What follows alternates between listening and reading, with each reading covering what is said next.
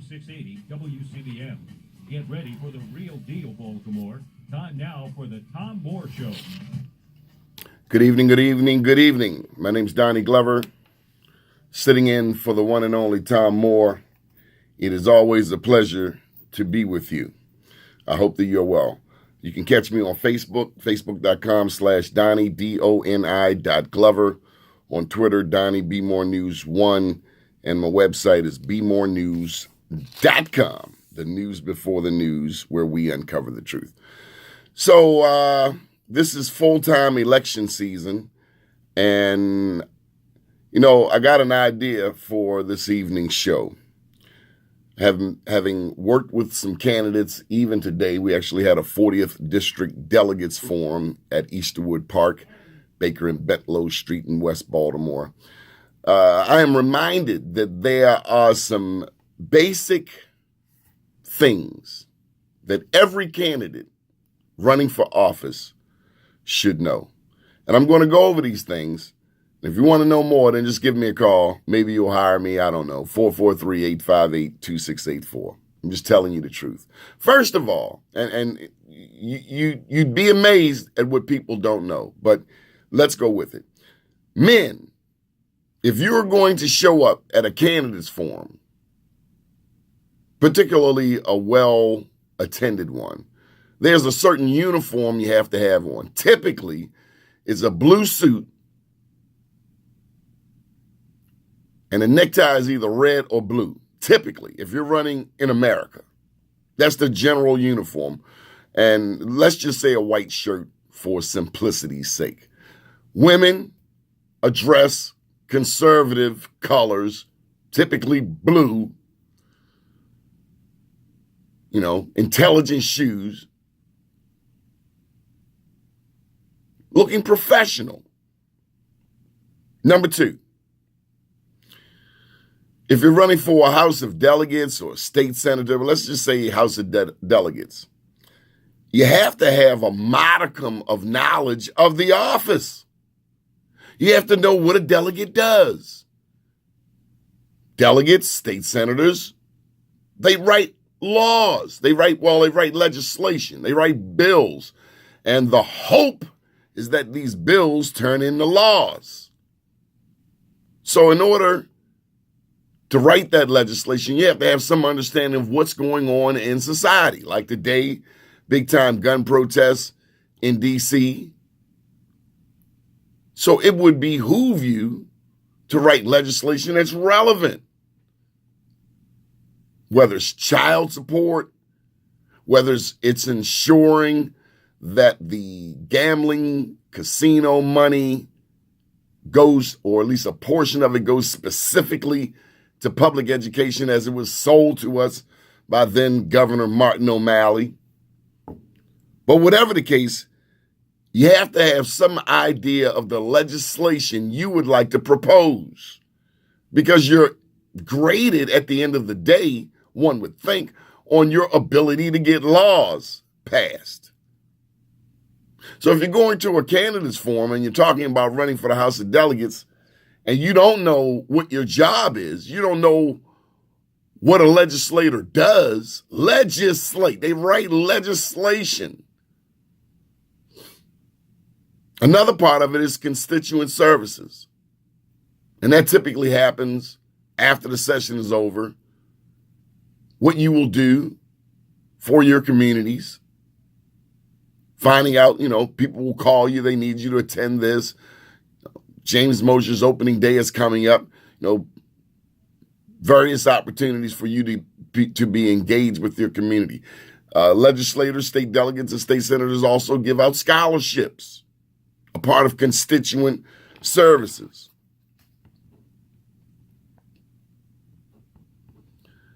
There's a basic thing that every candidate has to do. Nick D'Adamo, one of the best that ever done it. He was a councilman in Baltimore City. Nick D'Adamo had a rule. You knock on every door at least 3 times. If you're running for office and you are not knocking on doors, you are going to lose. Let's just get that perfectly clear. If you don't knock on doors, why are you even in the race? You got to knock on doors. Yeah, I'm all for social media. I got 155,000 followers. You got to knock on doors. You could have 1 million followers. You got to knock on doors.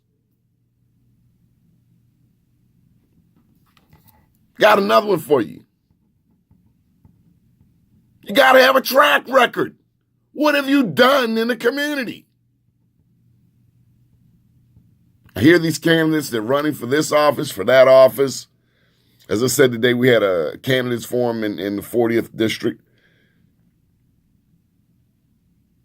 At this point in the game, I think we're like just under 100 days, somewhere between 90 and 100 days. The election is June 26th. You got to have if you're waiting till now to demonstrate your track record, to tell people who you are, it's already over. It's over. I'm not saying pack up and go home. Go ahead and go through it. Finish what you started. But these are things that one has to consider way before you even run for office. You can't be 90 days out and think you're going to pull some Hail Mary and win. Art of War. I'm not a fan of Martin O'Malley's, but there are some things that I do very much agree with him on. One is the book, Art of War, Sun Tzu. And it says that the battle is won before it even starts. You got to understand supplies, money, refueling, where to get more money. Money is the lifeline. You gotta be able to raise money. Now you don't have to raise as much money. There are people who are able to do more with less, but you got to raise money. And that goes to the phone calls. Sheila Dixon, one of the great examples I can give you. Every day, Monday through Friday, she's making that phone call. I believe it was 9 to 12, something like that. Every day, certain time of day, 9 to 12, you know not to call her. She's dialing out. It's called dialing for dollars. You got to raise money. You got to know who has money. You got to have an understanding of your community. You should know who the businesses are. Politics and economics, they go hand in hand.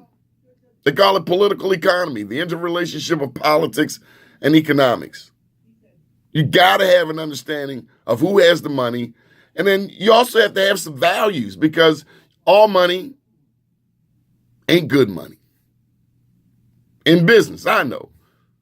All money is not good money. Some money you can't take. Some money you need to stay far away from. Some people you need to stay far away from. They may be able to help you in one way, but you don't need them walking with you, maybe knocking on doors.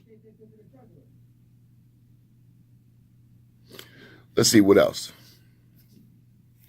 Let's go back to the understanding of a statewide election. We have 47 state senators in the state of Maryland, 141 delegates. That's 188 members. These are basics that you need to know. You need to know that the General Assembly happens roughly January 15th to April 15th. It actually ends April the 9th this year. It's a 90-day session.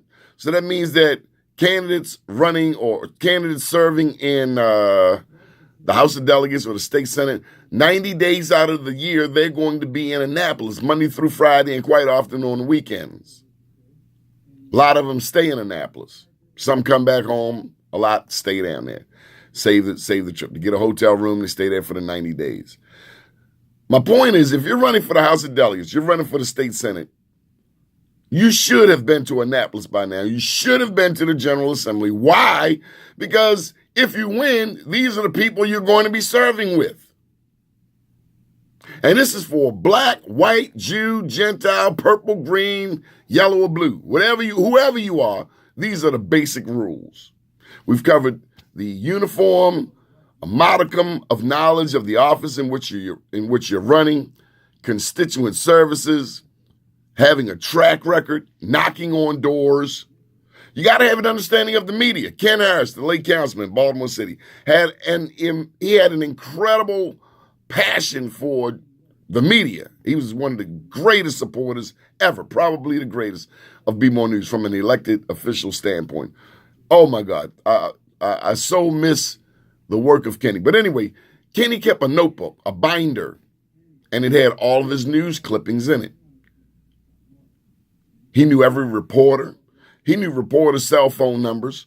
If you're running for office, you need to know who the journalists are that cover your town, your district, your neck of the woods, whatever. You need to know them, and you need to build a rapport with them. You need to be nice to them. Remember, a journalist has more ink than you. So you got to have an understanding of the media. I mentioned dialing for dollars. A couple more things, and I'll be done. You got to have an understanding of people. You talk to 100 people, they say, oh, yeah, Donnie, I'm going to vote for you.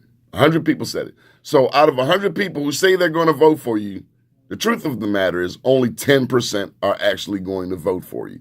You can't let that juice your head up. All of these people say, oh, yeah, I'm going to vote for you. I'm going to vote for you. People say what's convenient at the time.